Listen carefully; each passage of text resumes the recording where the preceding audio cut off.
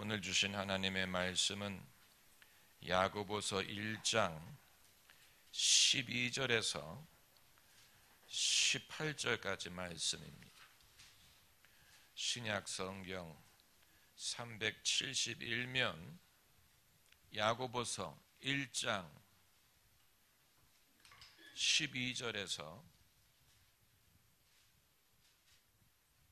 18절까지 함께 읽겠습니다. 시험을 참는 자는 복이 있도다. 이것에 옳다 인정하심을 받은 후에 주께서 자기를 사랑하는 자들에게 약속하신 생명의 면류관을 얻을 것임이니라. 사람이 시험을 받을 때 내가 하나님께 시험을 받는다 하지 말지니 하나님은 악에게 시험을 받지도 아니하시고 친히 아무도 시험하지 아니하시느니라. 오직 각 사람이 시험을 받는 것은 자기 욕심에 끌려 미혹됨이니 욕심이 잉태한즉 죄를 낳고 죄가 장성한즉 사망을 낳느니라. 내 사랑하는 형제들아 속지 말라. 각양 좋은 은사와 온전한 선물이 다 위로부터 빛들의 아버지께로서 내려오나니 그는 변함도 없으시고 회전하는 그림자도 없으시니라. 그가 그 조물 중에 우리로 한 첫 열매가 되게 하시려고 자기의 뜻을 쫓아 진리의 말씀으로 우리를 낳으셨느니라. 아멘. 우리말에는 그런 경우가 없지만 외국어, 서구 언어를 보면 욕설을 할 때 하나님의 이름을 망령되이 일컫는 경우가 많습니다. 그 예를 들지는 않겠습니다.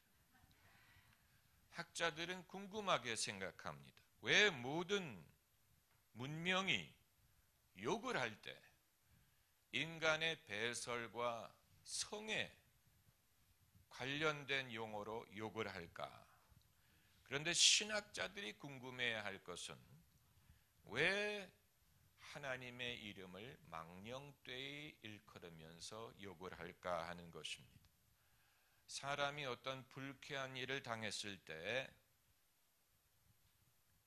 하나님의 이름을 망령되이 하면서 욕을 하는 그 심리는 본능적으로 하나님을 떠올리기 때문이라고 봅니다.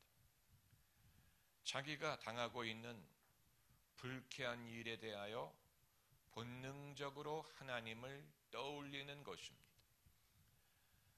이것은 하나님을 외면할 수 없지만 타락한 인간의 본성을 보여주는 것입니다. 타락한 인간이 그럼에도 불구하고 하나님을 외면할 수 없기 때문에 자기에게 괴로운 일, 불쾌한 일이 일어났을 때 본능적으로 하나님을 떠올리는 것입니다. 그리고 하나님을 블레임하는 것입니다. 하나님이 계시다면 왜 이런 불쾌한 일, 그러니까 기도의 반대의 개념, 자기에게 괴로운 일이 일어났을 때 기도를 할 수는 없지만 그럼에도 하나님과 연계시키려는 어떤 본능이 인간에게 있는 것입니다. 반대로 좋은 일이 일어났을 때는 그때도 하나님과 연계를 시키지. 그래서 하나님이 정말 계신가 보구나, 하나님이 나를 정말 사랑하시는가 보구나 라고 생각을 할 것입니다. 다만 그런 경우가 그렇게 많이 있는 게 아니고 불쾌하고 괴로운 경험이 더 많습니다. 걸어가다가 돌에 발톱을 찧인다든가, 무슨 커피를 들고 가다가 흘렸다든가, 노트북 위에 주스를 흘렸다든가, 일어나서는 안 될 일이 발생을 할 때, 그렇기 때문에 오 마이 갓이라는 감탄사도 그렇게 좋은 말이 아니에요. 사람들이 요즘에는 아예 OMG라고, 오 마이 갓을 줄여서 OMG라고 감탄사로 사용하는 사람들이 많이 있는데, 하나님의 이름은 그런 식으로 감탄사로 쓰라고 있는 것이 아니에요. 적어도 그리스도인은 그것을 분간하고 그런 것을 자제해야 됩니다. 그런데 이런 일들이 오늘 말씀드리고자 하는 것은 이런 경험이 자꾸만 가시처럼 우리를 찌른다는 것입니다. 하나님에 대한 인식을 시험하는 일들이 생깁니다. 믿는 사람도 예외가 아니에요. 하나님에 대한 인식을 회방하는 것들이 많이 있습니다. 여러분은 어떤 것이 하나님이 선한 아버지라는 것을 믿는 것을 회방합니까? 반드시 그런 것이 있을 것입니다. 믿는 사람이라고 하더라도 예수님도 마귀가 시험을 했어요. 예수님을 시험했을 것입니다. 광야에서만 예수님을 시험한 게 아니고 예수님이 십자가를 앞두고 계실 때도 시험했을 것입니다. 왜 너만 항상 손해를 봐야 되느냐? 왜 너만, 하나님은 왜 너에게만 힘든 일을 시키시느냐? 너도 한 번 살지 두 번 사느냐? 기왕에 이 땅에 와서 사는데 남들처럼 살아보는 것이 좋지 아니하냐? 내가 이렇게 수고하는 것을 하나님이 알아주실 것 같으냐? 이런 시험을 분명히 했을 것입니다. 예수님이 십자가에 달려 계시는 순간에도 사람의 입을 통해서 시험을 했으니까 내가 하나님의 아들이라면 십자가에서 내려와 내 자신을 구원하라. 이건 예수님이 십자가에 달려 계시는 순간에도 그것을 가로막으려는 마귀의 시험이, 이러한 시험은 우리가 하나님을 못 믿게 하는 건 아니지만 하나님에 대한 인식을 시험해서 하나님을 신뢰하지 못하게 만들고 하나님의 사랑을 믿지 못하게 만들고 결국은 넘어지게 만듭니다. 이건 우리 모두가 깨어서 분별해야 될 일들입니다.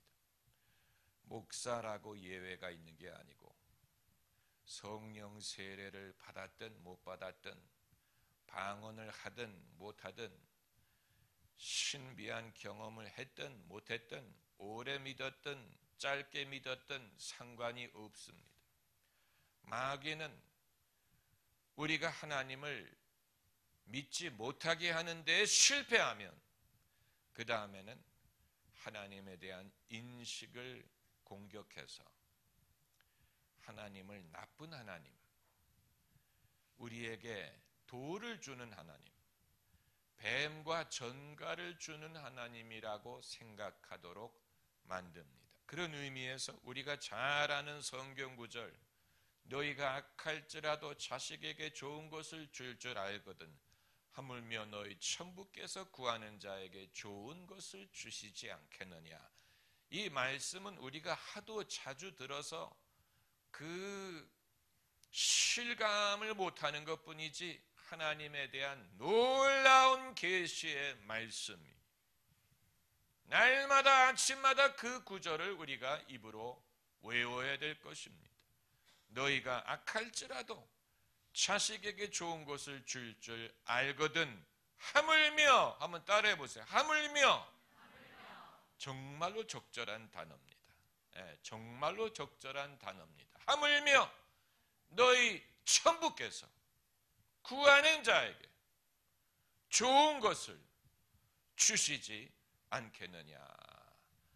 하나님이 좋은 분이라는 것을 알 수 있는 가장 쉬운 방법은 하나님이 좋은 것을 주시기 때문에, 좋은 것을 주신다는 사실에서 하나님은 좋으신 하나님이라는 것을 알 수 있습니다. 그렇지 않아요? 여러분이 좋아하는 사람이 있으면 좋은 것을 주고 싶은 마음, 먹고 싶은 마음, 누가 여러분은 해당이 안 될, 대부분의 분들한테는 이미 해당이 안 될 것이 죄송합니다만은 이미 시집을 갔어요. 이제 와서 누가 자꾸만 저 사람은 나를 만날 때마다 뭘 준다. 껌을 주고 사탕을 주고 꽃을 주고 무슨 선물을 사다 주고 이상하다. 그건 누굴 좋아하면 주고 싶은 하나님이 그냥 입으로만 우리를 사랑하시는 게 아니. 할렐루야. 하나님이 입으로만 철학적으로만 우리를 사랑하시는 게 아니고 우리에게 좋은 것을 주심으로써 당신의 좋으심을 증거하십니다. 할렐루야. 예수님이 하신 말씀은 좋은 것을 주신다는 것뿐만이 아니고 악한 것을 주지 않는다는 말씀을 동시에 하는 것입니다. 돌을 주지 않고 떡을 줘요. 그러나 많은 사람들은 그러니까 왜 하나님이 예수님이 그 말씀을 하셨을까? 그 이유는 많은 사람들이 하나님은 돌을 주는 분이라고 생각을 하는 것 때문에 뱀을 주는 분이라고 생각을 하기 때문입니다. 우리가 이게 하나님이 주신 것인지 마귀가 준 것인지 이것을 분간해야 됩니다. 하나님이 허용을 하셨더라도 그게 하나님으로부터 말미암은 것은 아니에요. 욥을 시험한 것은 하나님이 아니고 사단이에요. 사단이 욥을 시험하는 여러 가지 방법으로 욥을 시험했어요. 그러나 그건 사단이 한 것이지 하나님이 한 게 아니에요. 하나님이 허용했기 때문에 가능하지 않았느냐? 맞아요. 그러나 그것은 하나님의 주권을 보여주는 것이고 마귀라 할지라도 하나님의 허용이 없으면 우리를 시험할 수 없다는 것을 보여주는 것이지 하나님이 욥을 시험한 게 아니에요. 하나님이 욥에게 질병을 준 게 아니고 하나님이 욥에게 재앙을 준 게 아니에요. 그렇기 때문에 우리가 서로 믿음으로 권면할 때 뭐라고 말하는지를 늘 주의해야 됩니다. 서로 권면할 때, 위로하기 위해서 권면할 때 혹여라도 하나님이 집사님을 겸손하게 하려고 이 병을 주셨다. 그건 하나님이 겸손하게 하기 위하여 허용하셨을 수는 있지만 하나님이 병을 주시는 것은 아니에요. 만약 하나님이 병을 준다면 하나님이 병도 주고 약도 준다는 얘기입니까? 하나님이 병을 주신다면 고쳐달라고 기도할 명분이 없지요. 하나님이 병을 주셨는데 어떻게 고쳐달라고 합니까? 그러니까 그게 아다르고 어다른 거 아닙니까? 결국 하나님이 허용하셨으니까 하나님의 책임 아닙니까? 그러나 그렇지 않습니다. 거기에는 아주 중요한 차이점이 있습니다. 왜 예수께서 아들이 떡을 달라 할 때 돌을 줄 아비가 없다고 말씀하셨느냐? 하나님이 돌을 준다고 생각하는 사람들이 많이 있기 때문에 그런 것입니다. 하나님이 돌을 준다고 생각을 하는 사람은 떡을 달라고 구할 믿음을 가질 수가 없는 것입니다. 하나님이 나를 병들게 했다고 생각한다면 고쳐달라고 기도할 믿음을 갖기가 어려운 것입니다. 하나님이 선한 분이라고 생각하기가 어려운 것입니다. 돌을 주고 질병을 주고 전가를 주고 뱀을 주는 하나님이라면 어떻게 그 하나님을 신뢰할 수 있습니까? 사람도 장난으로라도 전가를 주지는 않습니다. 뱀을 자기 누나에게 선물로 줬다는 남동생 얘기는 들어봤는데 그런 남동생은 없는 게 낫지요. 얼마나 철딱서니가 누나에게 뱀을 선물로 줬는데 뱀이 누나를 물었어요.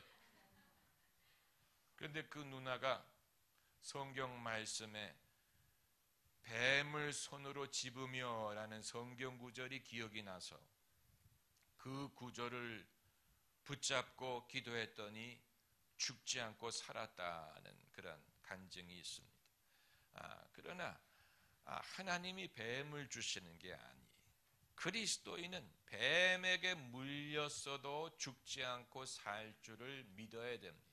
실제로 바울에게 일어난 일이에요. 그가 바다에서 풍랑을 만나 배가 파선하고 겨우 살아남았는데 섬에 기어 올라가서 물속에 빠졌으니까 몸이 얼마나 춥겠습니까? 몸을 데피기 위해서 불을 피웠는데 그 나뭇가지 사이에 뱀이 있다가 기어 나와서 바울의 손을 물었다. 그래서 한번 상상해 보세요. 재수가 없어도 그렇게 없을 수가 없네요. 배가 파선해서 겨우 살아남은 것도 괴로운데 이제 살겠다고 불을 피웠는데 뱀이 물어요. 아마 대부분의 사람 같으면 하나님을 원망했을, 하나님 너무하십니다. 하나님 도대체 내가 얼마나 이런 것을 견딜 수 있을 거라고 생각하십니까? 시험에 들었을 텐데 바울은 그 뱀을 그냥 떨어버렸다. 떨어버리고 그리고 그 섬의 원주민들이 이제 바울이 얼마나 죄를 많이 지었으면 바다에서 겨우 살아남았는데 뱀이 죽이는구나. 그리고 지켜봤다 그랬어. 그러니까 참 잔인한 사람들이 구급 치료라도 해줘야지. 그건 안 하고 이제 퉁퉁 부어서 죽나 보자 지켜보고 있는데 바울이 안 죽으니까 그 다음에는 바울을 신이라고 불렀다. 그게 바울의 믿음의 사람의 모습이에요. 우리 같으면 재수 없어. 하나님이 나를 버렸나 봐. 왜 이렇게 운수가 나쁠까? 뭐 이런 식으로 낙심했을 텐데 바울은 뱀이 물었더니 그냥 떨쳐버렸어. 그리고 멀쩡했어. 해를 입지 않았어. 그게 바로 나를 믿는 자는 독을 마시더라도 해를 받지 않고 뱀을 솜으로 짚고 그런 어떤 세상에서는 사람을 죽게 만들고 병들게 만들고 낙심하게 만들고 망하게 만들 만한 것들이 믿음의 사람은 그냥 떨쳐버려. 더 이상 염려하지 않아. 그리고 아무 해를 입지 않습니다. 할렐루야. 믿음의 사람의 담대함이 우리에게는 좀 이런 면이 있어야 됩니다. 호들갑을 떨지 말고 뱀이 물렸어요. 119를 불러요. 호들갑을 떨지 말고 사도 바울이 왜 혼자 여행했는지 이해가 되지요. 그게 아니고 처자식이 같이 있어서 봐요. 아빠가 뱀에 물렸대. 사람들이 하나님을 설득하는 것보다 처자식을 설득하는 게 더 어려워. 내 자신이 믿는 건 쉬운데 딸린 사람들이 그 믿음을 공유하게 하는 것은 어려워. 그렇기 때문에 결과로서 보여줘야 됩니다. 할렐루야. 그 말은 물린 상황에서 염려하지 말어. 나 죽지 않을 거야. 그건 설득하기가 어렵지만 아무 탈도 나지 않는 것을 보여줌으로써 자 봐. 이게 믿음의 능력이야. 너희도 이렇게 믿어. 이렇게 하는 것이 쉽다는 얘기. 믿음의 결과를 보여줌으로 믿음을 공유하게 해야 됩니다. 이건 모두가 마찬가지. 목사가 성도들에게 가르치는 방법도 마찬가지고 믿음의 스승이 가르치는 방법은 믿어라. 믿는 게 낫다. 그건 설득하기가 어렵지만 믿음의 결과를 보여줌으로 자, 너도 이런 상황에서 앞으로 당황하지 말고 담대하거라. 믿음을 전수해 줄 수가 있는 것입니다. 할렐루야. 그렇기 때문에 이 하나님에 대한 인식을 회방하는 것들이 있습니다.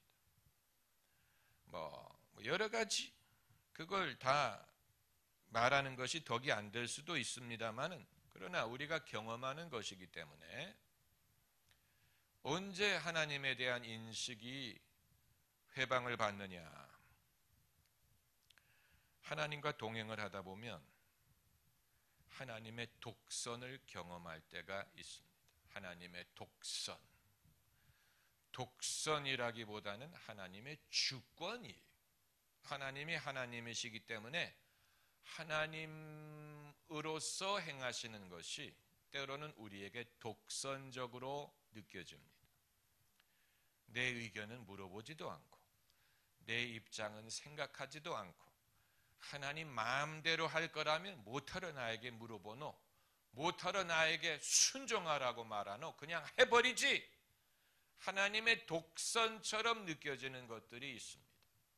그걸 우리가 세상에서 언제 경험을 하느냐? 직장 생활하는 분들은 아실 것입니다.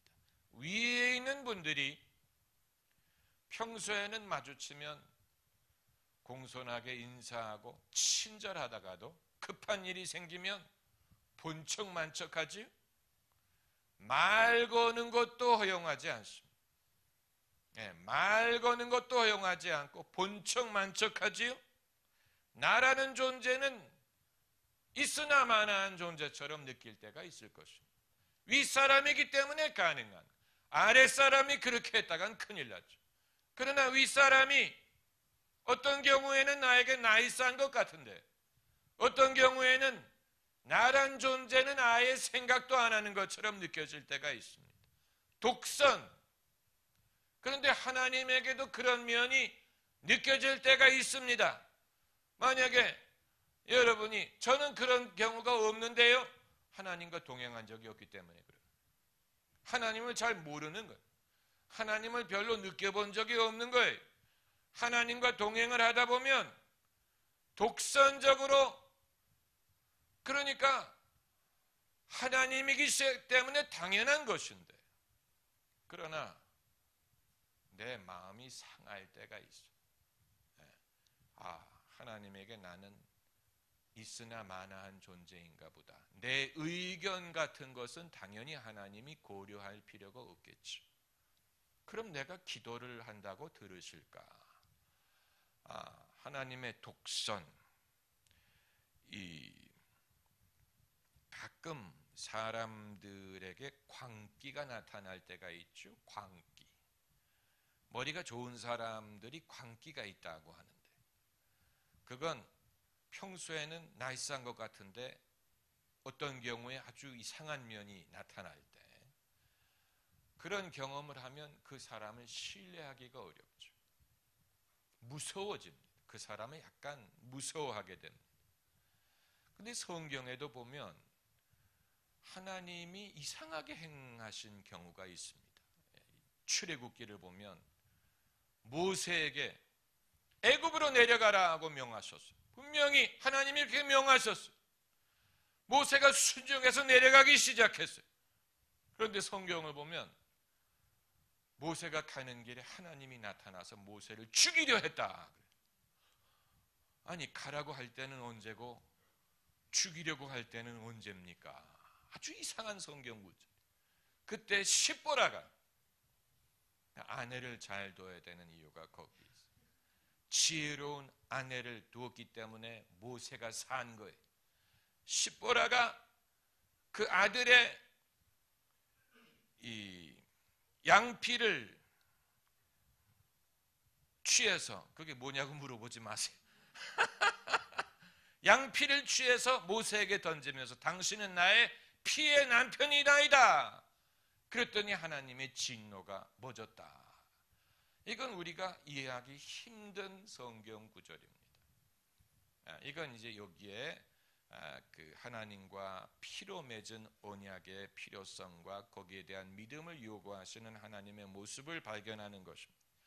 모세는 그 사실을 몰랐는데, 아무튼 이 구절을 우리가 잘 이해하지 못하기 때문에 그냥 읽으면 하나님의 독선, 이해할 수 없는, 예측할 수 없는 하나님의 어떤 그런 모습을 보여주는 것처럼 우리가 살다 보면 하나님이 우리를 그렇게 대하는 것처럼 느껴질 때가 있기 때문에 말씀드리는, 저는 그런 경험이 없어요. 복이 많은 거예요. 그러나 아직 젊어서 그래. 조금 더 살아보면, 하나님과 한참 동행을 하다 보면 어느 날 하나님이 전혀 내가 생각하지 않았던 일을 하실 때도 있습니다. 내 의견을 물어보지 않고, 내 입장을 고려하지 않고, 이런 여러 가지 경험들이 하나님에 대한 인식을 가시처럼 찔러요. 그래서 오늘 본문을 보고자 하는 것입니다. 오늘 본문에 시험을 참는 자는 복이 있도다. 12절에 시험을 참는 자는 복이 있도다. 그리고 13절에 사람이 시험을 받을 때 내가 하나님께 시험을 받는다 하지 말지니, 아주 중요한 것입니다. 내가 하나님에게 시험을 당한다고 말하지 말라 그랬어요. 하나님은 악에게 시험을 받지도 아니하시고 친히 아무도 시험하지 아니하시느니라. 오직 각 사람이 시험을 받는 것은 자기 욕심에 끌려 미혹됨이니. 오늘은 욕심에 대해서는 다루지 않겠습니다. 미혹되는 면에 대해서만 다루려고 합니다. 미혹이란 말은 속는다 하는 말이, 하나님에 대한 인식을 시험하는 것은 미혹이, 거짓이 우리를 시험해서 하나님에 대해서 그릇된 인식을 갖게 만듭니다. 그렇기 때문에 시험을 참는 자는 복이 있다고 한 것입니다. 그래서 15절에 욕심이 잉태한 즉 죄를 낳고 죄가 장성한 즉 사망을 낳느니라. 내 사랑하는 형제들아 속지 말라. 오늘은 그 욕심에 대해서 다루지 않는다고 말씀드렸죠. 17절에 각양 좋은 은사와 온전한 선물이 다 위로부터 빛들의 아버지께서 내려오나니 그는 변함도 없으시고, 한번 따라해보세요. 그는 변함도 없으시고. 그 말은 하나님은 변하지 않는다. God changes not. God does not change라고 해야 올바른 순서가 아닙니까? 맞아요. 시적인 표현은 그러나 God changes not. 요다가 그런 식으로 말을 해요. 스타워에 나오는 요다가 I go there not, believe you not, 뭐 이런 식으로 약간 그래야 좀 시적, 심오해 보이죠. 그런 그 문학적인 표현이 있습니다. I think not, I don't think so, 그렇게 생각하지 않아요. 그러나 I think not, 그러면 훨씬 더 좀 있어 보이죠. 그런데 하나님은 변함도 없으시고, 이걸 좀 더 강력하게 번역을 했으면 얼마나 좋았을까. 하나님은 변찮는 하나님, 하나님은 변하지 않는다. 어떤 날은 기분이 좋으셨다가 어떤 날은 기분이 나쁜 게 아니라는 얘기. 어떤 날은 내게 친절하셨다가 어떤 날은 생각이 바뀌는 게 아니라는 얘기예요.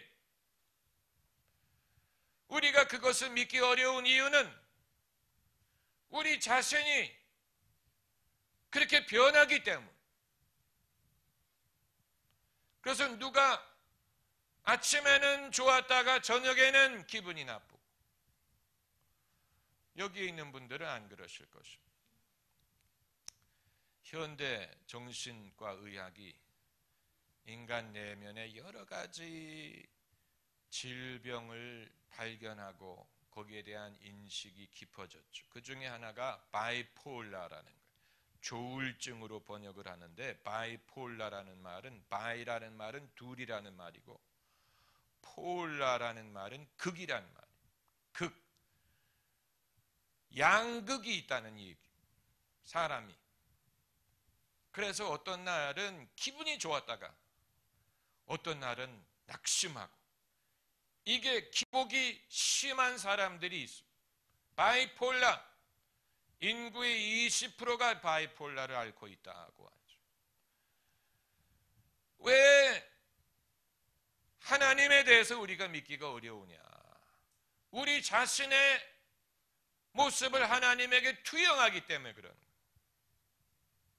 우리 자신이 늘 한결같지가 않기 때문에 그런 것이죠. 마음이 늘 평안하지 않기 때문에 그런 것이죠. 어떤 날은 좋았다가 어떤 날은 다운이 돼. 그게 신앙의 반영이 되고 하나님도 그럴 것이라고 생각을 해요. 인간의, 그러니까 하나님이 변하는 게 아니고 인간이 변하는 거예요. 인간이 불안정한 것입니다. 하나님에게 광기가 있는 게 아니고 인간에게 광기가 있는 것입니다.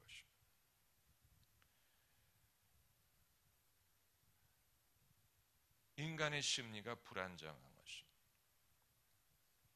그렇기 때문에 하나님에 대한 인식은 오직 성경 말씀에 근거를 둬야 됩니다. 이 성령 운동의 맹점이 여기에 있습니다. 성령 운동은 감정적인 면을 많이 개발시켜요. 그래서 찬양을 하면서 기쁨을 느끼게 하고 성령의 감동을 느끼게 하다 보니까 여기에 길들여진 사람은 믿음으로 행하기보다는 느낌으로 신앙생활을 하기가 쉬워져. 성령 운동의 맹점이 여기 있어요. 성령 운동하지 않고 말씀 신앙만 가진 사람은 덜 그래요. 그러나 이런 성령이 주시는 감동, 기쁨, 능력 이런 것을 경험하게 되면 감정적인 면을 의존하게 되기 때문에 자기의 믿음이 하나님의 말씀만을 의존하는 게 아니고 느낌에 좌우됩니다. 자신의 느낌, 주관적인 느낌, 자신의 기분, 그걸 우리가 입으로는 부인하지만 실제로는 그렇게 경험하는 사람들이 많을 것입니다. 다만 그 사람을 우리가 보지 못하는 것뿐입니다. 그렇게 느낄 때는 집에서 나오지를 않아요. 교회를 오지를 않아. 그래서 그 사람을 접할 기회가 없어요.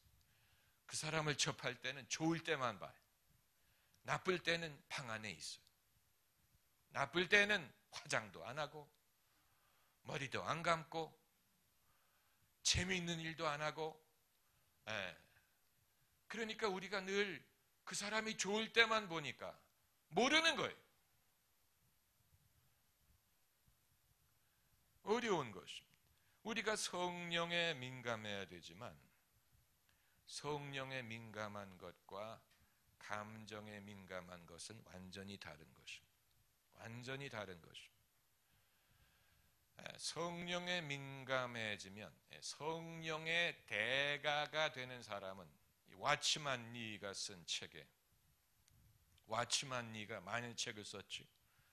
와치만 니가 말하기를 정말 성령 충만한 사람은 설교할 때 그 앞에서 아기가 울어도 전혀 개의치 않는다. 그러니까 저는 가려면 한참 남은 거예요. 정말 성령 충만한 사람은 애가 울고 전화벨이 울리고 전혀 개의치 않는다. 그러니까 그 오직 성령에만 민감하지 그 이외에 대해서는 둔하다는 얘기.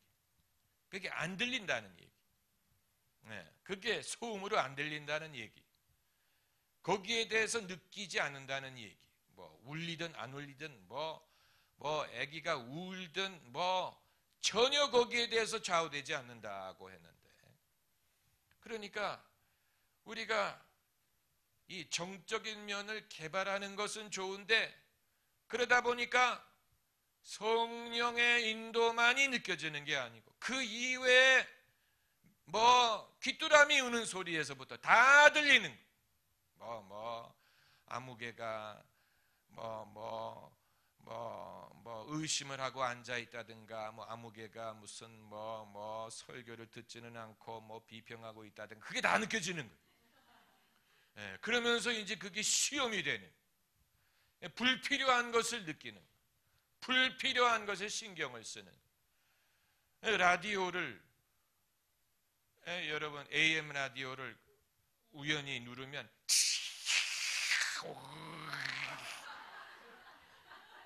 정말 저는 자동차 라디오에 왜 AM이 아직도 있는지 이해를 할 수가 없어요. 누가 AM을 아직도 듣는다고. 우연히 이걸 누르면 그게 DVD에서 CD에서 FM으로 갔다가 그 다음엔 AM으로 가요. 그래서 갑자기 하는 소리가 나면 AM. 그런데 마치 우리가 성령의 귀를 기울이는 법을 배우는 것은 좋은데 다이아를 조금만 건드리면 그 입에 잡음이 들리는 거예요. 지우이우.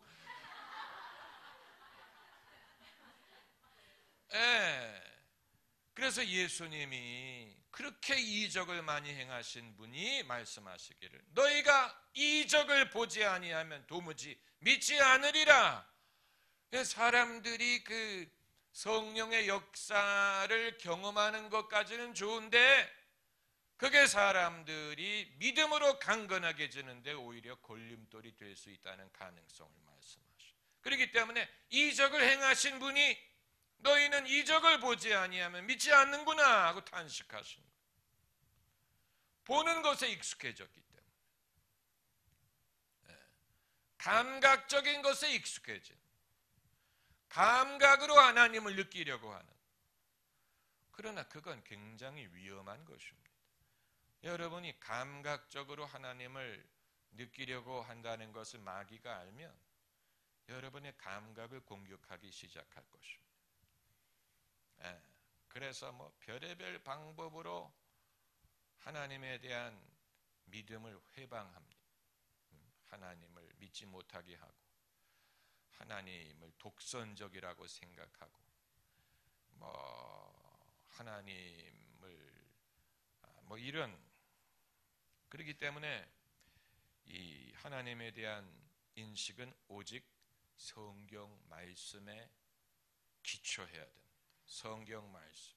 그래서 그는 변함도 없으시고 하나님이 변하지 않으세요. 인간이 변하기 때문에 그게 실감이 가지 않는, 변함도 없으시고 회전하는 그림자도 없으시니라. 회전하는 그림자도 없으시니라. 어떤 날은 좋았다가 어떤 날은 나쁘신 게 아니에요. 현대의학이 발견한 인간의 숨어있는 여러 가지 이 질고, 그것을 우리가 이해할수록 왜 사람은 그렇게 취약한가를 이해할 수 있습니다. 예를 들어서 마약에 취약하다든가 술에 취약하다든가 왜 중독이 되는가, 이런 것을 이해할 수 있게 될 것입니다. 사람이 자기의 병에 스스로 처방을 하는 것, 자기의 증상에 스스로 처방을 하기 때문에 술을 처방을 한다든가, 무슨 마약을 처방한다든가, 자기가 아프다는 것을 알기 때문에 스스로 처방을 하는 거예요. 그래서 거기에 중독이 되는 거예요.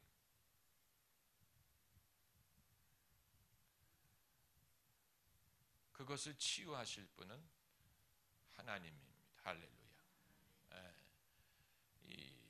여러분 중에도 이런 양극 현상, 그게 중증도 있고 약할 수도 있지만 평소의 양극을 말하는 게 아니고 신앙의 양극, 좋을 때는 많이 좋았다가 낮아지고, 이러한 것은 얼마나 괴롭습니까? 얼마나 괴롭습니까? 하나님에 대한 믿음이 한결같지 못하고 자기 스스로 씨름하는 것, 자기 스스로 씨름하는 것, 자신의 영혼과 씨름하는 것. 야곱이 밤에 누구와 씨름했다고 했죠. 그게 누구였는지는 성경이 말하고 있지 않아. 누구였는지 우리는 몰라. 중요한 것은 누군가와 씨름했다는 사실. 밤에 해가 뜨기 전에, 해가 떴을 때는 사라졌어. 그러나 어두운 중에 누군가가 야곱과 씨름했어. 인간의 모습을 보여주는 것이죠. 누군가 정체를 알 수 없는 존재와 씨름하는, 어두울 때 혼자 있었다. 그래서 야곱이 혼자 있었는데 씨름했어. 창세기에 있는 말씀치고는 굉장히 현대적인 인간의 모습을 보여줍니다. 혼자 어둠 속에 있을 때 누군가와 씨름하는 인간.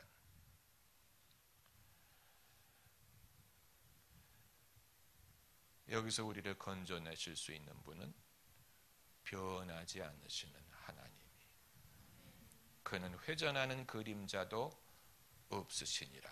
할렐루야. 기도하십시다.